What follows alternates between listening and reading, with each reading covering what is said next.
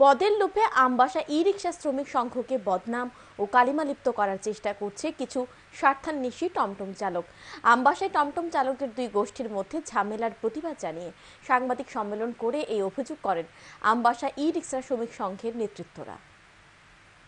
টমটম চালকদের দুই গোষ্ঠীর মধ্যে ঝামেলার জেরে গত কয়েকদিন ধরে আমবাসায় চাপা উত্তেজনা বিরাজ করছে।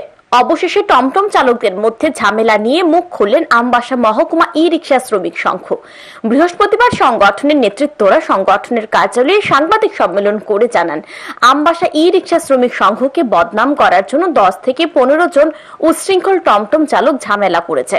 বিগত 7 থেকে 8 মাস পূর্বে কমিটি গঠন করা হয়েছে।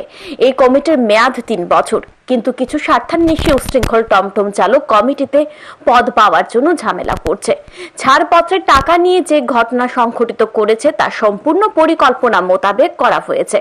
সকল আয় ব্যয়ের হিসেব রয়েছে কমিটির কাছে, কিন্তু তারপরেও উচ্ছৃঙ্খল 10 থেকে 15 জন টমটম চালকরা আমবাসা ই-রিকশা শ্রমিক সংঘকে বদনাম ও কালিমালিপ্ত করার জন্য এই ঘটনা সংঘটিত করেছে। যে টমটম অফিসটি রয়েছে সেই অফিসের সামনে কিছু টমটম উচ্ছৃঙ্খল চালক তারা টমটম অফিসের সামনে এসে বিশৃঙ্খলা করেছে এবং এরই প্রতিবাদে আমরা আজকে প্রেস কনফারেন্স করতে যাচ্ছি। আর অন্য কোনো বিষয় নেই, আমরা ছাড়পত্র ছাপ দেওয়ার জন্যই তারা কিছু উচ্ছৃঙ্খল টমটম চালক তারা এরা সংগঠিতভাবে কয়েকজন মিলে এসে এখানে বিশৃঙ্খলা করেছে। মোটামুটি কতজন আছে এরকম ছাড়পত্র জমা করেন?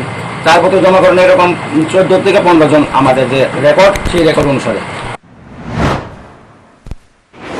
এই দিনের সাংবাদিক সম্মেলনে উপস্থিত ছিলেন আমবাসা ই-রিকশা শ্রমিক সংঘের সম্পাদক লিটন দেব সহ সংগঠনের অন্যান্য নেতৃত্বরা। Bureau report, news today.